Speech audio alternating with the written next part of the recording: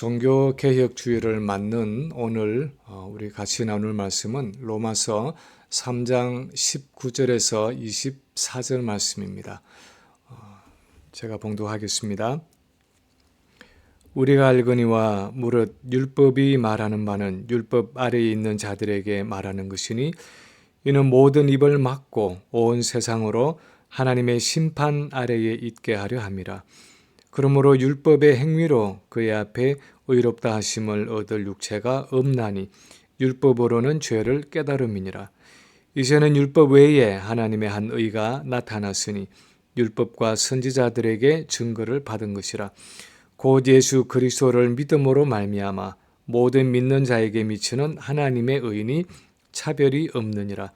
모든 사람이 죄를 범하였음에 하나님의 영광에 이르지 못하더니 그리스도 예수 안에 있는 속량으로 말미암아 하나님의 은혜로 값없이 의롭다 하심을 얻은 자 되었느니라. 아멘.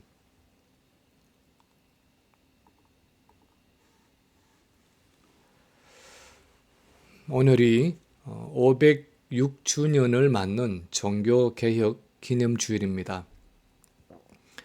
루터가 비텐버그에 있는 한 교회의 정문에 당시 캐톨릭 교회의 신앙에 반박하면서 논쟁을 요구하는 95개 조항의 질문을 붙인 것이 1517년 10월 31일이었는데 올해가 2023년이니까 정확하게 506년이 되었습니다. 우리가 매년 이 종교개혁 주일을 맞으면서 기억해야 하는 것은 그 500여 년 전에 루터를 비롯한 종교개혁자들이 자기의 목숨까지 걸고 지키고자 했던 그 종교개혁의 핵심적인 가치가 무엇이었는지를 다시 한번 살펴보는 것입니다. 그리고 그들이 그렇게 감옥에 갇히고 고문을 당하고 불에 타 죽으면서까지 지키려고 했던 그 성경적인 가치를 오늘날 우리가 여전히 소중하게 지켜가고 있는지를 다시 한번 돌아보고 점검해 볼 필요가 있는 것입니다. 어떤 이들은 종교개혁이 그냥 그 당시 도덕적 윤리적으로 부패한 교회를 루터가 그 부정부패에서 개혁한 사건이라고 단순하게 생각을 합니다. 그런데 사실 500년 전에 종교개혁자들이 직면한 것은 단순히 교회의 물질적인 부정부패 정도가 아니었습니다. 물론 거기에는 분명히 교황을 비롯해서 교계 전체가 빠져있던 윤리적이고 도덕적인 부패가 있었습니다. 그렇지만 루터를 비롯한 여러 신앙인들이 그 개혁에 목숨을 걸었던 것은 단순히 그런 윤리적이고 도덕적인 부패 정도가 아니었습니다. 가장 본질적으로 그 당시 교회가 하나님의 말씀인 성경을 떠나서 더 이상 교회라고 부를 수 없는 비진리 가운데 있었다는 사실이었습니다. 다시 말하면 그 당시 교회는 참 교회가 아니라 거짓 교회로 존재한 것입니다. 특히 교회의 본질인 구원의 진리를 보존하지 못하고 성경이 가르치지 않는 세속적인 구원관을 가지고 있었습니다. 그래서 이름만 교회지 실제로는 구원을 줄 수 없는 거짓 교회로 전락해 있었습니다. 그런 이유 때문에 오늘 우리가 읽은 이 로마서의 본문은 종교개혁 주일에 우리가 다시 한번 살펴보아야 할 교회의 구원론에 대한 말씀입니다. 그 당시에도 그랬고 그 이후 500여 년 교회 역사 속에서도 그랬고 오늘날 교회에도 여전히 가장 중요한 질문인 우리는 어떻게 구원을 얻는가 하는 이 질문을 다시 한번 던져볼 필요가 있는 것입니다. 오늘 본문이 가르치고 있는 성경적인 구원론은 과연 어떤 것입니까? 첫째, 오늘 본문이 말씀하는 것은 인간은 우리 자신의 능력으로는 구원받을 길이 전혀 없다 하는 사실입니다. 인간은 우리 자신의 능력으로는 구원받을 수 있는 길이 전혀 없다는 것입니다. 오늘 우리가 읽은 이 본문은 바울이 로마서 1장 18절부터 써내려온 우리 인류의 죄악됨에 대한 결론적인 부분입니다. 인간의 죄로 인해서 온 세상이 하나님의 진노와 심판 아래 놓여 있는데 율법의 행위로는 하나님 앞에 의롭다 하심을 얻을 육체가 하나도 없다 하는 것입니다. 율법의 행위로는 하는 이 표현은 또 다른 말로 하면 우리 인간 자신의 힘과 능력으로는 하는 의미입니다. 아담의 범죄 이후에 우리 모든 인간들은 어려서부터, 아니 나면서부터 죄악되고 부패한 성품을 가지고 태어나기 때문에 내 구원을 위해서 하나님이 요구하시는 것을 아무것도 할 수 없다는 것입니다.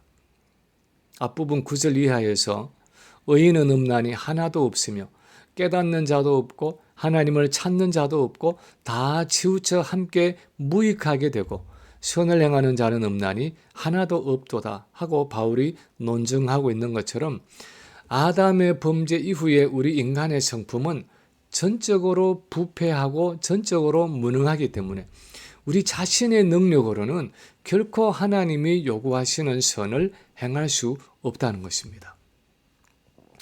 자신의 구원을 이룰 수 있는 어떤 선행이나 어떤 공로를 전혀 이룰 수 없다는 것입니다.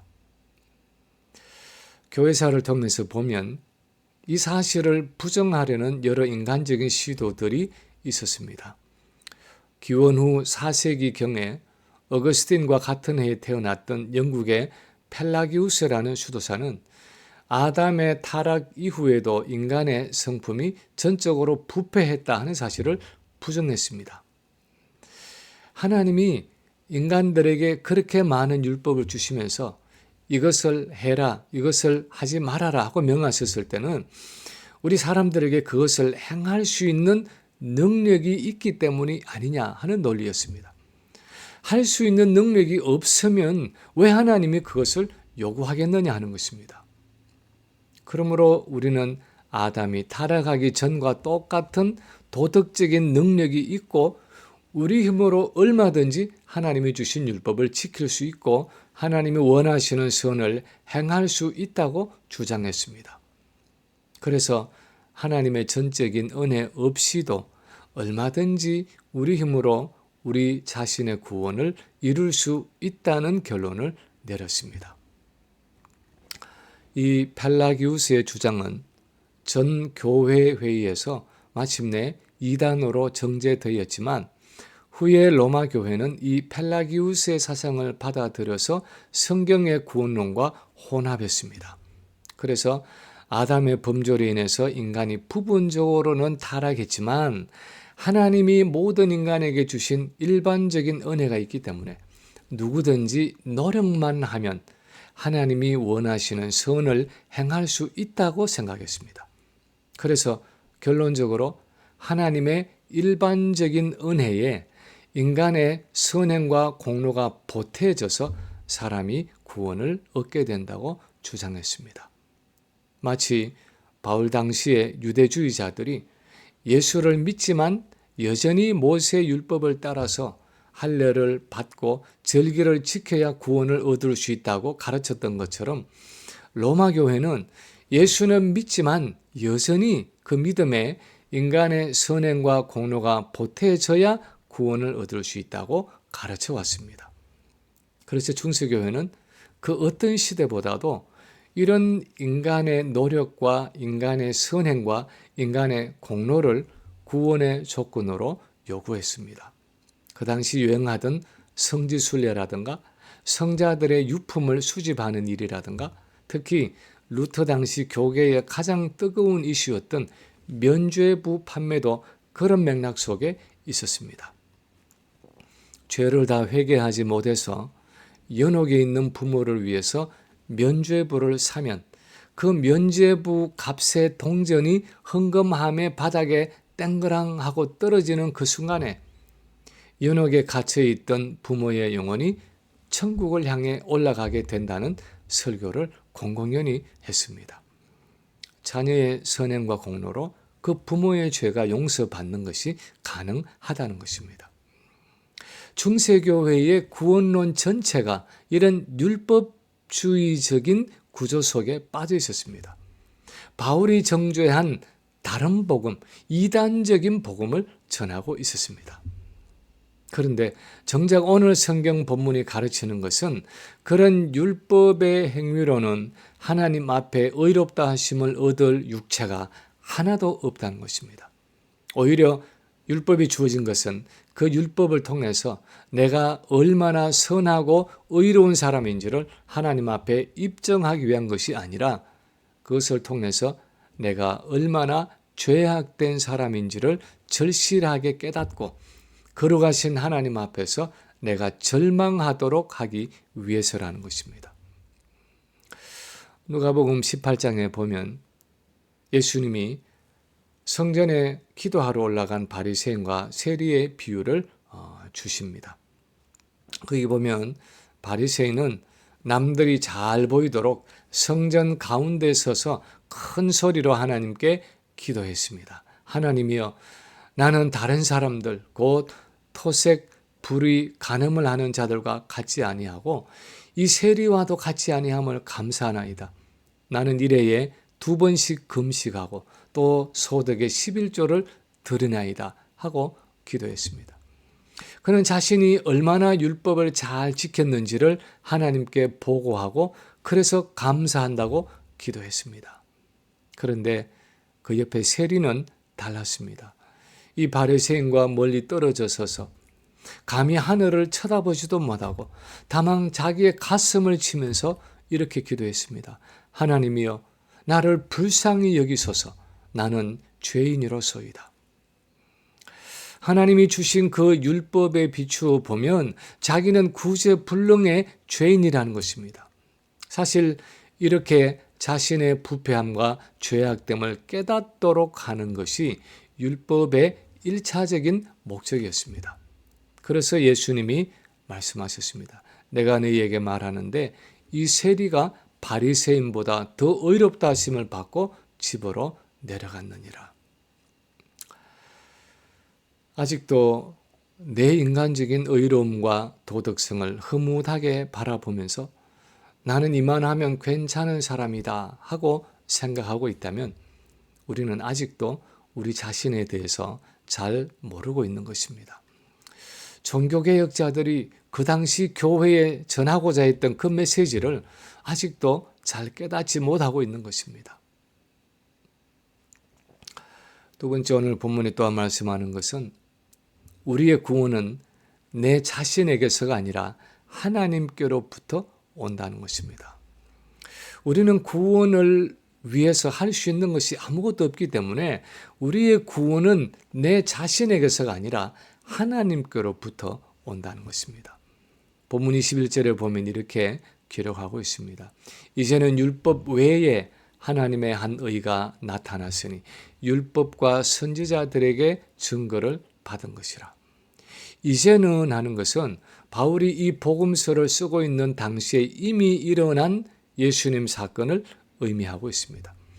그동안 율법과 선지자, 즉 구약 성경에서 오랫동안 예언해 왔던 그 메시아 예수 그리스도가 이 땅에 오신 지금은, 이제는 하는 뜻입니다.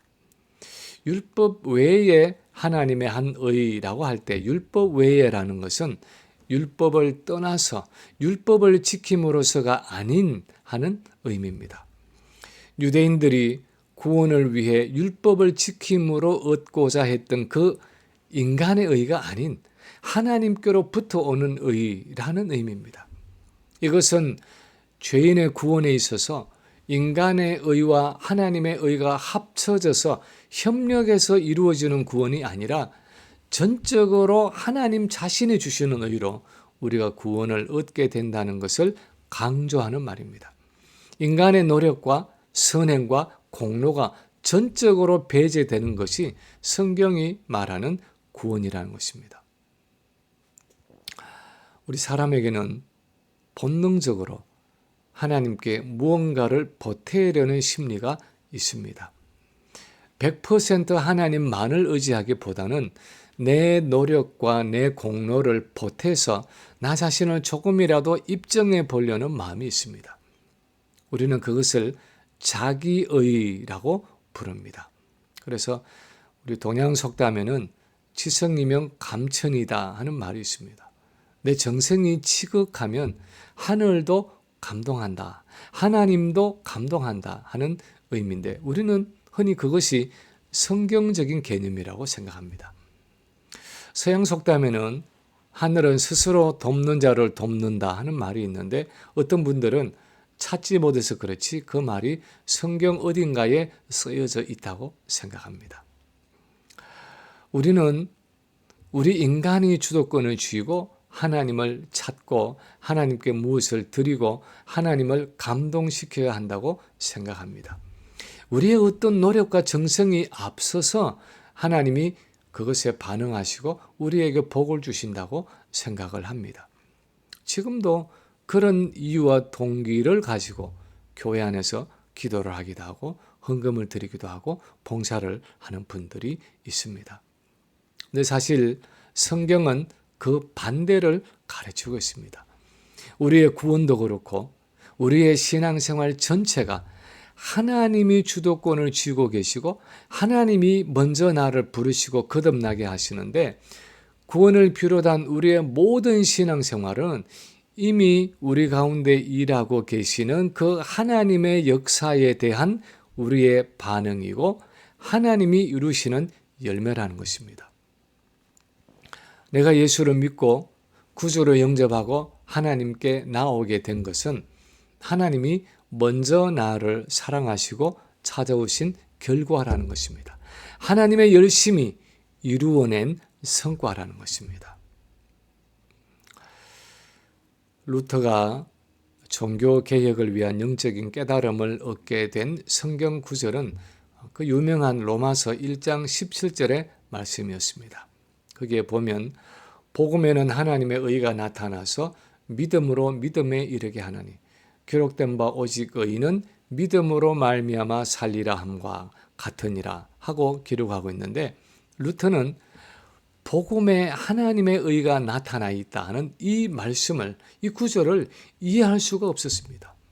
왜냐하면 그 당시 유일한 번역이었던 이 라틴어 성경에는 하나님의 의라는 이 단어를 우리 한국말로 하면 하나님의 공의, 영어로 하면 justice of God 하는 의미로 번역이 되어 있었기 때문이었습니다.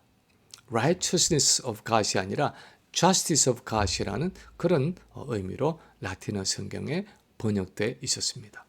이것은 법정에서 재판장이 죄인에게 요구하는 공의와 같은 것이었습니다. 그 죄인이 재판장 앞에서 입증할 수 있는 자기의가 있으면 무죄 판결을 받지만, 그 재판장 앞에서 자기의 의로움을 입증하지 못하면 유죄 판결을 받고 형벌을 받을 수밖에 없는 그런 법적인 공의였습니다. 루터는 로마서 1장 17절에 있는 하나님의 의라는 말에서 거룩하신 재판장이신 하나님이 자기에게 요구하시는 철저한 공의를 보았습니다. 그리고는 절망하고 좌절할 수밖에 없었습니다. 왜냐하면 자기는 아무리 수도를 하고 아무리 금욕을 하고 아무리 선행을 해도 결코 그 거룩하신 하나님이 요구하시는 공의를 만족시킬 수 없는 부패한 죄인이라는 사실을 깨달았기 때문이었습니다. 그래서 루터는 자기를 무섭게 정죄하시는 그 하나님을 진정으로 사랑할 수가 없었습니다. 그의 글들을 읽어보면 오히려 그는 그런 하나님을 사랑하기는커녕 두려워하고 마음으로부터 미워했다고 고백하고 있습니다. 그러던 중에 루터가 비텐버그 대학에서 두 번째로 시편을 강의하는 중에 시편 31편 1절의 말씀을 강의하게 되었습니다.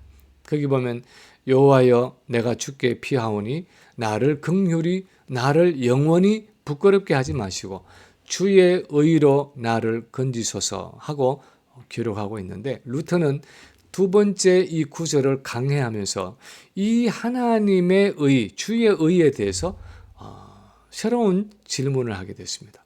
어떻게 다윗이 하나님의 의로, 주의 의로 나를 심판하시는 것이 아니라 나를 건지소서라고 말하고 있는가 하면서 이 말씀의 의미를 묵상하다가 그것이 죄인을 심판하시는 하나님의 공의가 아니라 죄인을 건지시는 하나님의 구원의 의라는 것을 깨닫게 되었습니다.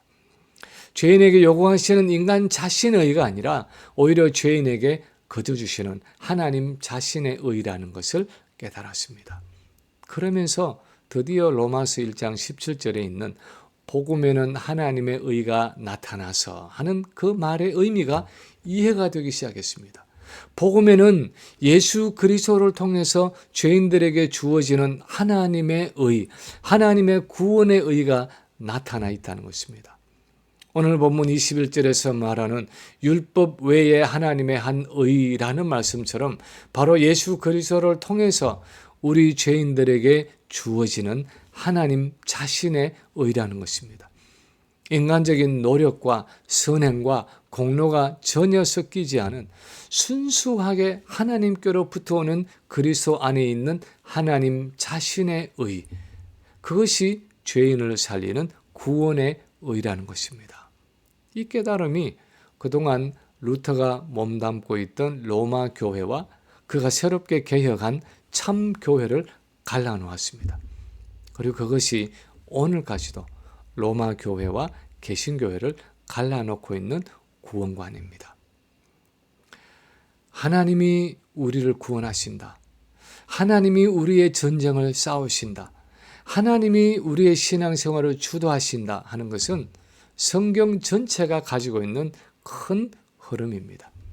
거기에서 바로 은혜의 개념이 나옵니다.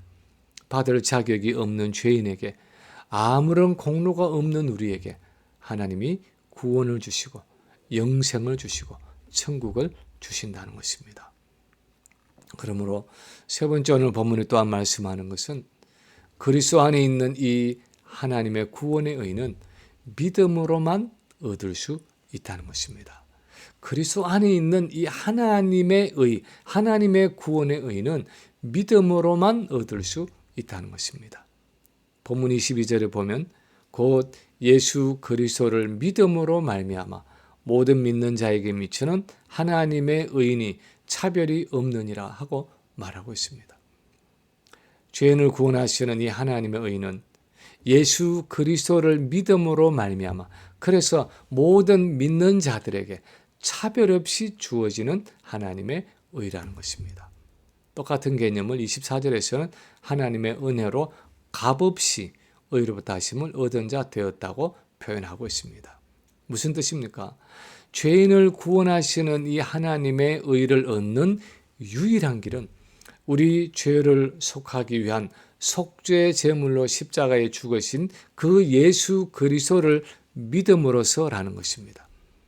내 자신의 선행과 공로와 의를 다 내려놓고 그 예수 그리스도가 나를 위해서 율법에 온전히 순종하는 삶을 사시고 나의 죄를 위해서 십자가에 죽기까지 순종하셨다는 사실, 그래서 순종의 삶과 순종의 죽음을 통해서 이루어 주신 그 예수 그리스도의 의를 나의 의로 받아들일 때 비로소 하나님이 우리를 의롭게 여기시고 구원해 주신다는 것입니다. 그래서 결과적으로 우리는 하나님의 은혜로 값없이 의롭다함을 받는다고 표현하고 있습니다. 우리는 오직 믿음으로 솔라 피데 그리고 오직 은혜로 솔라 그라티아 하는 이 종교 개혁의 구호에 아주 익숙하다고 생각합니다. 그건 어려울 게 하나도 없다고 생각합니다. 옛날부터 내가 항상 들어왔던 것이고 또 해왔던 것이라고 생각을 합니다. 그런데 이 종교개혁 주의를 맞으면서 우리는 구원이 하나님의 은혜로 주어졌다 하는 이 사실을 내가 정말 믿고 있고 나의 의가 되시는 그 예수님을 내가 정말 의지하고 있는지를 다시 한번 점검해 볼 필요가 있습니다. 아프리카에 선교하고 있는 어느 선교사님이 성경을 가르치고 있었는데 배우고 있던 그 원주민이 물었습니다. 선교사님, 예수님을 믿는다고 늘 그렇게 말씀하시는데 믿는다라는 말이 도대체 무슨 의미입니까? 제한된 그 부족의 은혜를 가지고 이 선교사님이 믿음에 대해서 복잡하게 설명할 수가 없었습니다. 주위를 둘러보는데 마침 거기에 나무로 만든 의자가 있었습니다. 이 선교사님이 일어나서 그 의자를 가지고 왔습니다. 그리고는 자기 몸 전체의 무게를 다 실어서 그 의자에 풀썩 주저앉았습니다. 그리고는 말했습니다. 이렇게 내 몸의 전부를, 내 존재의 전부를 다 예수님께 맡기는 것이 예수님을 믿는 것입니다. 사실 믿음에 대한 이 선교사님의 단순한 설명이 어쩌면 그 어떤 복잡한 말과 이론보다 훨씬 더 성경적인지 모릅니다. 왜냐하면 믿는다라는 이 말의 원어의 의미는 의지한다, 신뢰한다 하는 의미이기 때문입니다. 영어로 trust, rely on 하는 의미입니다. 그래서 예수를 믿는다는 것은 그냥 머리로 예수님에 대한 어떤 명제나 사실에 동의하는 것이 아니라 예수님이라는 한 person을 의지하고 신뢰하는 일입니다. 우리는 정말 예수라는 한 person을 그렇게 신뢰하고 있습니까? 내 삶의 모든 일에서 그분을 전폭적으로 의지하고 있습니까? 우리의 구원을 위해서, 우리의 삶을 위해서, 우리 신앙의 여정을 위해서 정말 예수님 한 분만을 신뢰하고 의지하고 그분께 나의 모든 것을 맡기고 있습니까? 아니면 그냥 예수님에 대한 어떤 이론이나 지식에 동의하고 있는 것입니까? 1859년 여름에 한 고개사가 나야가라 폭포 위에 한 48m 높이 정도에 설치해 놓은 외줄 위를 걸어서 미국 쪽에서 캐나다로 건너가는 고개를 한 적이 있었습니다. 생각만 해도 아찔한 이 줄타기 고개를 벌인 주인공은 프랑스 출신의 고개사 찰스 브론딘이라는 사람이었습니다. 이 고개사가 세계 최초로 시도한 나야가라 폭포의 외줄타기 현장에 수많은 사람들이 구경하기 위해서 모여들었습니다. 그는 긴 짱대로 균형을 잡은 채 한 발 한 발 밧줄 위를 걸어서 폭포를 건너갔습니다. 드디어 맞은편에 도착했을 때 관중들은 우레와 같은 박수와 환호성을 보냈습니다. 열광하는 관중의 성원에 보답이라도 하는 듯이 블로디는 이제 또 뒤로 걸어서 건너기, 그리고 또 안대를 하고 건너기, 자전거를 타고 건너기 하면서 다양한 방법으로 나야가라 폭포 위를 로프만 타고 자유자재로 왔다 갔다 했습니다. 모든 고개가 끝날 때쯤 되어서 이 블론디는 구름같이 모여있는 그 수많은 관중들을 향해서 소리쳤습니다. 여러분은 내가 사람을 등에 업고 이 폭포를 건너갈 수 있을 거라고 믿습니까? 그랬더니 관중들이 박수를 치면서 소리쳤습니다. 물론입니다. 당신이 얼마든지 그렇게 할 수 있다는 것을 믿습니다. 하고 외쳤습니다. 그러자 블론딘이 말했습니다. 그럼 내 등에 업혀서 나와 같이 이 폭포를 건너갈 사람 한 분만 나와주시기 바랍니다. 내 등에 업혀서 나와 같이 이 폭포를 건너갈 사람 한 분만 나와주시기 바랍니다. 하고 외쳤습니다. 그렇지만 그렇게 환호하던 관중은 그 브론딘의 말에 한순간에 침묵에 잠기고 한 사람도 앞으로 나오지를 않았습니다. 몇 번 그렇게 지원자를 불렀지만 아무도 나서지 않으니까 브론딘은 어떤 남자를 지명해서 자기 등에 업고 그 외줄을 타고 폭포를 건너갔습니다. 그 남자는 바로 콜코드라는 자기의 매니저였습니다. 이 콜코드는 고개사 이 브론딘을 너무나 잘 알고 있었고 신뢰했기 때문에 그 사람의 등에 업혀서 외줄을 타고 폭포를 건너가는 것쯤은 아무런 문제가 되지 않았습니다. 이 사실에서 우리가 깨달을 수 있는 것이 무엇입니까? 어떤 대상을 정말 믿고 신뢰한다면 그에게 자신의 운명을 걸어야 한다는 것입니다. 그에게 나의 생명을 맡기고 내 인생을 맡길 수 있어야 한다는 것입니다. 그에게 나의 전부를 의탁할 수 있어야 한다는 것입니다. 그것이 참된 믿음이라는 것입니다. 이렇게 우리의 삶을 하나님의 의가 되시는 예수 그리스도에게 의탁할 때 그분이 우리를 등에 업으시고 그분이 우리의 모든 짐을 지시고 우리를 안전하게 저 천국에 이르도록까지 인도하신다는 것입니다. 그것을 위해서 주님은 우리에게 성령을 주셨고 지금도 그 성령을 통해서 우리와 함께 하시고 우리의 모든 문제를 해결하시고 우리에게 필요한 생명과 능력을 공급해 주시는 것입니다. 이제 말씀을 마칩니다. 500년 전에 일어났던 그 종교개혁이 오늘날 우리에게 가르치는 것이 무엇입니까? 구원은 하나님께로부터 온다는 것입니다. 그래서 그 구원은 전적으로 하나님의 은혜라는 것입니다. 그리고 그 구원과 은혜는 오직 예수 그리스도 안에 있다는 것입니다. 그래서 우리의 모든 것을 위해서 그 예수 그리스도만을 전적으로 믿고 의지해야 한다는 것입니다. 그것은 교회적으로도 그렇고 개인적으로도 그렇습니다.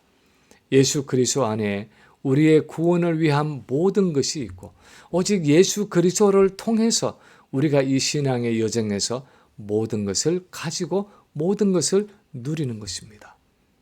고린도전서 1장 30절에서 말씀하는 것처럼 그분이 우리의 의로움이 되시고 우리의 거룩함이 되시고 우리의 구속함이 되십니다.